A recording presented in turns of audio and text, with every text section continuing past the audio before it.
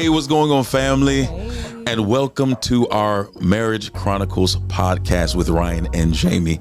I'm excited today. We have something I believe that's going to be really important. You've got to hear this. You got to listen to this. This is something that you can't step away from.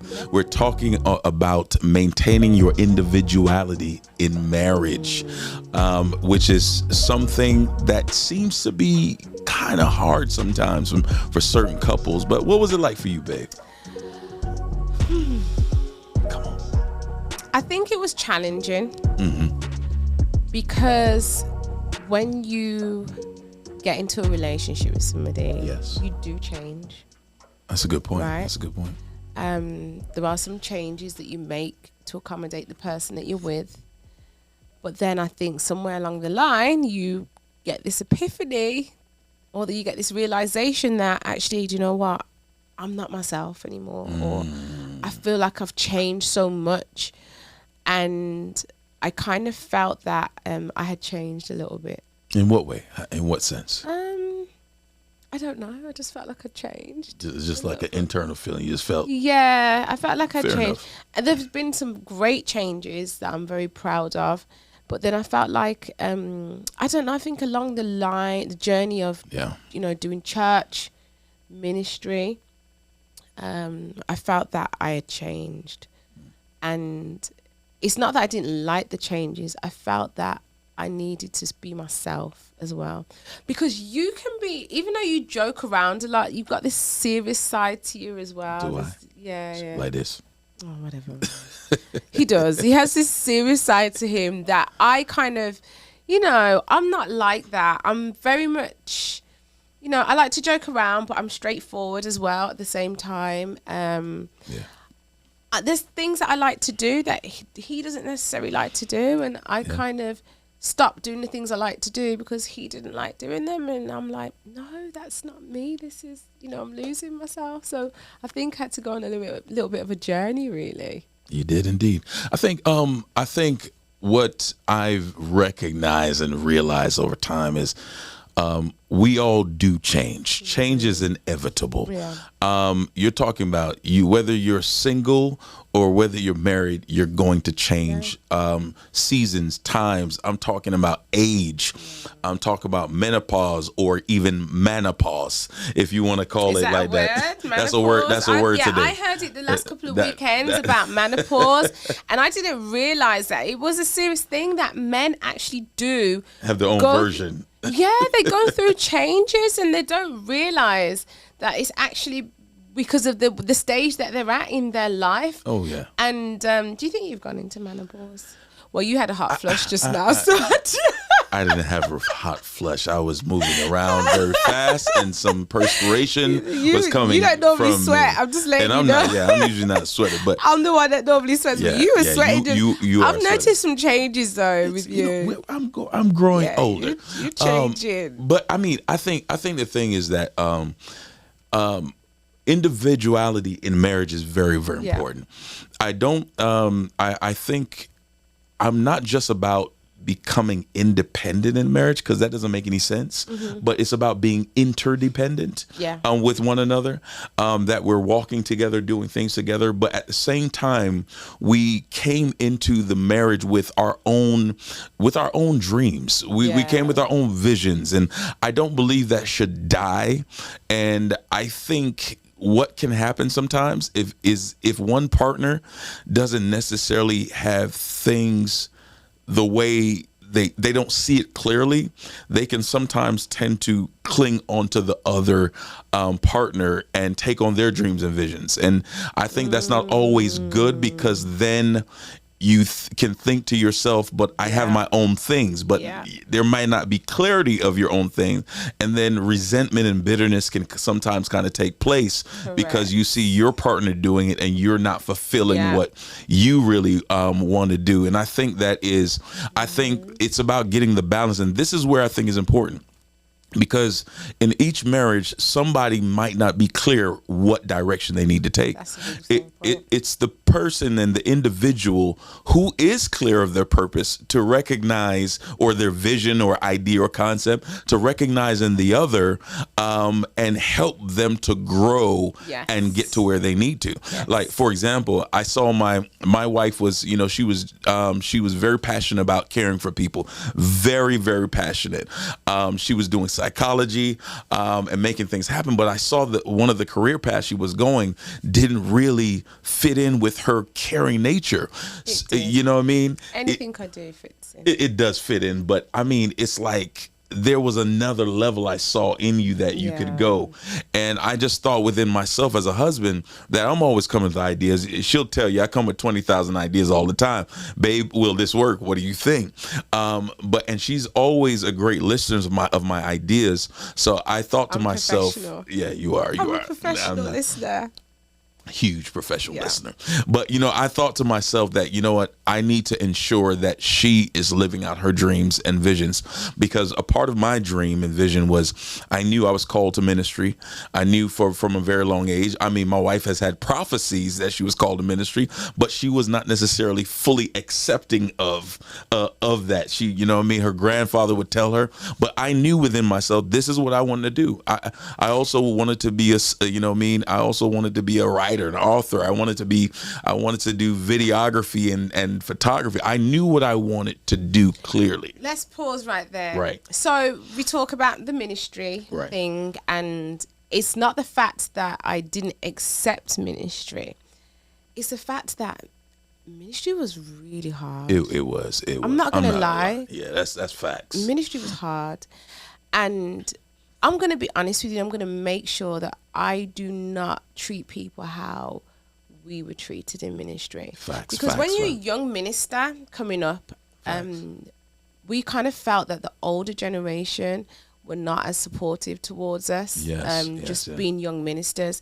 It didn't matter what denomination we were part of. Is the fact that we were young, we were new, and we were doing something that was different. When I say different, we did not deviate or compromise the word of God. That's right. We were just young. Right. And we didn't get the support from the older generation.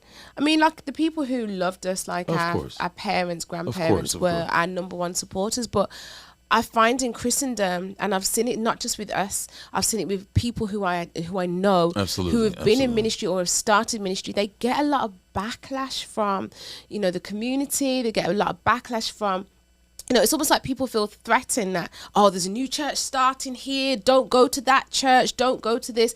And that was challenging for me because I get it. I kind of just felt like, I don't know, I just felt really unsupported. So as a result of that, everybody, I just didn't want to... kind of draw back. Yeah, I wanted to draw back. I didn't want to do it. And it's crazy because I pray that, especially in this time, there are young people who do rise up and want to be zealous about ministry. Because if I'm honest with you, the same passionate young people that were around in our generation and generations before that, their vocation was, I want to be a preacher, I want to be a pastor. You don't see many people running to that vocation anymore and saying that this is my calling or this is what I'm meant to do. There's not many people who run to or say that they want to do that because church the lack of support sometimes has changed so much. Life has changed so much. Not many people go to church, let's be honest with you. The pandemic as well has seen a falling away where there is now a generation of people who aren't really going to church anymore.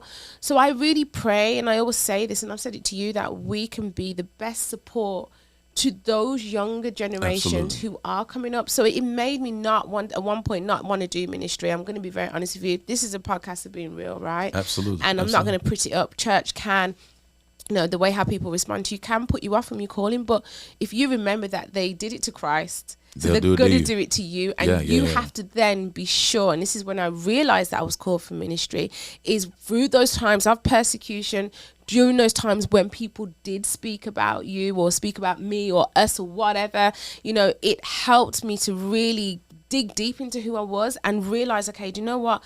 I know I'm called for this. God has shown me that I'm called for this. And that's what allowed me to be steadfast, like unmovable, that regardless of what anybody may say, I am not letting go. This is what God has called me to do, and I'm not moving. So, you know, that's good. That was a big thing for me. And I think that's what made it really challenging. But then at the same time, once I got over that little hump, I was fine. I think you're absolutely correct in the dynamics, because you can end up almost losing yourself. And I think a little bit of me was losing myself. I just dealt with it differently, if that makes any sense. You were losing yourself. And I think in marriage all by itself, I think if you're not careful, you can lose who you were, or forget, or try to change the person who you're with to represent what you're experiencing. You know what I mean? And in order to fit the mold of what you believe it is, instead of having the understanding that I was attracted to you because you were you. Exactly. You understand? Yeah, I love that. And that's the part that I had to learn along the way majorly.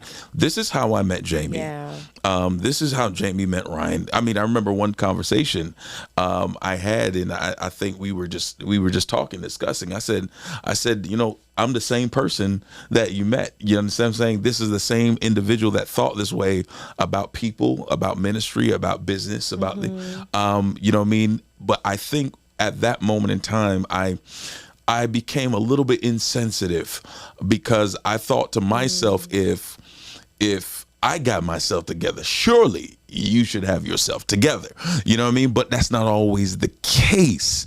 You know, and I think it's important that when we start seeing our partner losing themselves, that we help to bring them back in. And that's not always meaning bring them back in with what you or I do, but bring them back in to remember who they were. It's important for them to find their individuality. And what do you think? Yeah, identity, individuality is so key. For me, I'm going to have to go back to the ministry thing, because the ministry really had a big impact on my life. Right. And I think where, you know, you wanted me to be a certain way, especially in ministry. And I don't know if it was the fact of being this depiction of this first lady / pastor, and it's like I wasn't hitting the mark, so to speak. When I say hitting the mark, it kind of felt as though we wasn't, because there's always this great benchmark that we look up to and say, okay, well, we need to be like this. Well, we see certain examples. Yeah, we see certain examples, but we don't realize that life is a process, and it takes a process to get to those places. But not only just that, it also takes real good mentorship as well. And I think that was an area that we lacked, was that good mentorship, and especially from a female point of view, because I'm, you know, at the end of the day, I have my little wild side and I have my serious side as well, and I really struggled to find women that were in ministry that I could connect with. And then I found there was two women, one still lives in Birmingham, and you know, she was just so down to earth, so real, but so godly. But then at the same time, she has a little crazy side too. And I absolutely loved it, because it really allowed me to realize that actually, Jamie, be yourself, be true to who you are. Don't compromise who you are. It is what it is.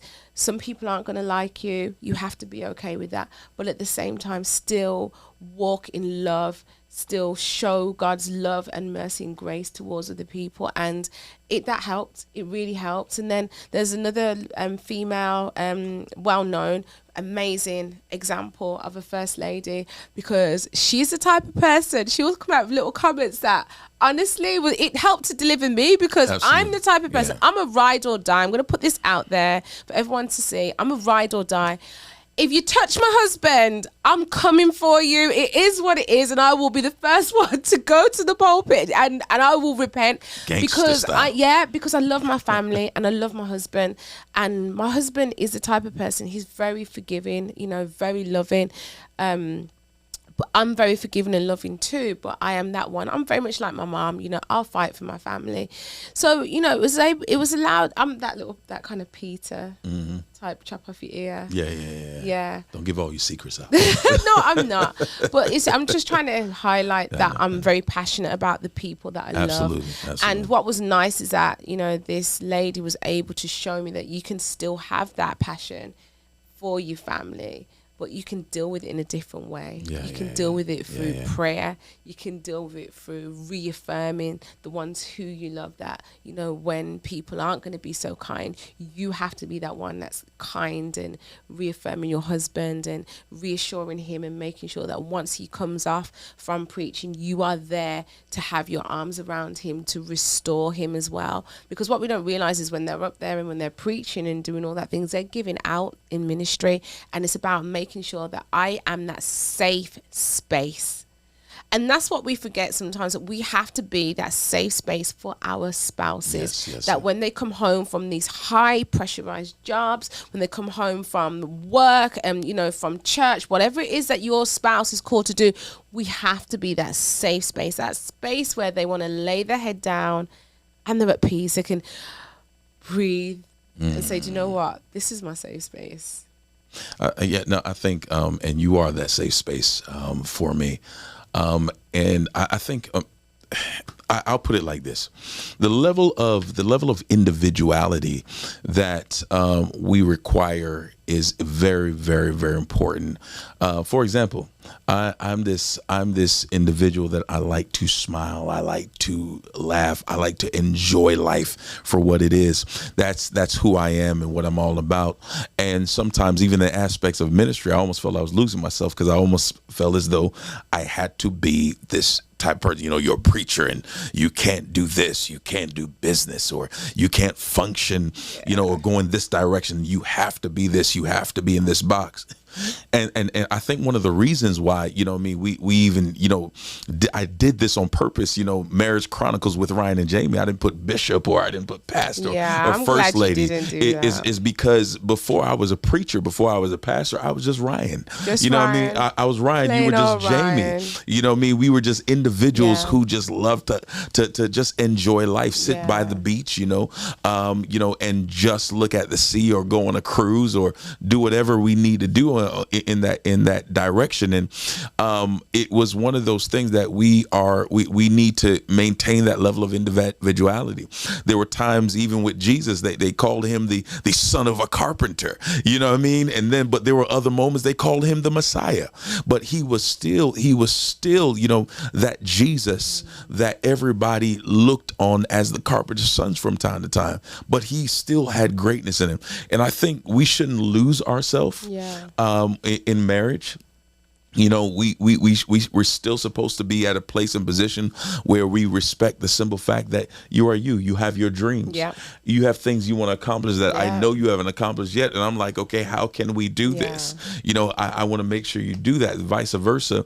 You see dreams and vision. I think it's quite balanced now, or I would say getting balanced, where you are not only seeing what I'm doing, but you'll tell me what you want to do. And I'm like, okay, how we're going to do it. But I think we've always been like that, if I'm honest with you, because you've got to realize as well that marriage is about seasons, There are some seasons that one person will be pursuing their dream. That's good. And it's about you being supportive to that journey that person's on. So, for example, I was at university. You were supporting me at university. You was helping to assist with Jeremiah. Honestly, my husband was amazing when it came to Jeremiah.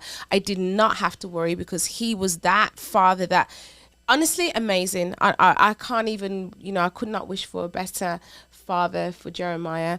So he was supportive in that way. And then it was his turn to go to university, and I supported through that journey. And I wanted to make sure that life was as easy as possible for him walking that journey. And I think that's what's key. It's about understanding that this is a journey for every single one of us. And it's about how can we support the team for this journey, right? Because we hear so many people that, either the spouse wants to work and the other one's not accommodating, they're not supporting. And it can't be like that. You have to support each other on the journey, because you know why? if one fails, the whole team fails. Facts. So it's important that in order for the team to win, we have to come together and say, okay, well, how are we going to make this work? How are we going to make sure that we all win, or we're all comfortable, or we're all at peace with the next steps and the next phases of our life? And that's what I realized. I got a question for you. You got a question for me? Yes. Okay, come on, girl. Throw it. Okay. What advice would you give to that man or that woman that's out there today that feels as though they are losing themselves, and maybe the only way they feel they can deal with that is actually by not being in their marriage anymore? Because sometimes when you get to that stage, you're kind of at a crossroad, aren't you? And some people want to bolt, run for the hills. Some people probably may look at other pastures and think it looks greener on that side, it looks more rosier on that side. So what would you say to that man or that woman's at that crossroad right now where they feel like they've lost themselves? Well, the first thing I would say is stop and reflect first. I like that. You know, before you do anything drastic, before you go ahead and look at somebody else's grass who is greener, stop and fertilize your grass. You know, if you're in the UK, you go to B&Q. If you're in the United States, you go to Home Depot. You know what I mean? You go ahead and get the weed and feed, and you go ahead and put it on your grass and water it extensively. Because I truly believe if you stop, reflect, and start looking on your brown grass and start to think to yourself, you will get it to a point where it will become green again, because the roots are still there. Although it looks brown on top, the roots are still at the underneath, ready to grow in the soil and become top heavy green. But it's going to take you having a different perspective and not thinking to yourself, because it's brown, it's dead, I need to dig it out. Wow. You know, you don't need to dig it out. All you need to do is water it, because grass is resilient. Your marriage is resilient. I mean, your marriage can come back from any stage. It doesn't matter where it was, what was happening. It doesn't matter if there's been infidelity. It doesn't matter if somebody's walked left, gone east, gone west. It doesn't matter what had taken place. Marriage, it can be restored and come back to the place that you never thought. That is what I call what the power of God can do. Because in that stopping, you begin to reflect on the covenant that you have made between you and God. There's a covenant that the grass has made with the soil, and an agreement for the roots to grow inside of it. And so we've got to be able to understand and recognize that there is the ability for it to come back strong. Stronger than it's before, ever come before. Brighter. I'm telling you, it's going to be phenomenal. But family, look here, we gotta go. Thank you for being a part of this Marriage Chronicles podcast live. We appreciate you. Please go ahead and write in the comments, ask questions, because we have an ability to go ahead and answer those questions on other platforms to give you the opportunity to really get in depth with where your marriage needs to be. So please go ahead and write the questions, and we will answer them. If you're on YouTube, go ahead and like, subscribe, share. We're on YouTube. We're on we're Spotify, Apple Podcasts. I mean, we any platform that we can get on, we're about to get on, just so we can reach you all to ensure that your marriage begins to thrive and become the best version of itself. We can't wait to see you soon. Take care. We love you. Bye. Bye-bye.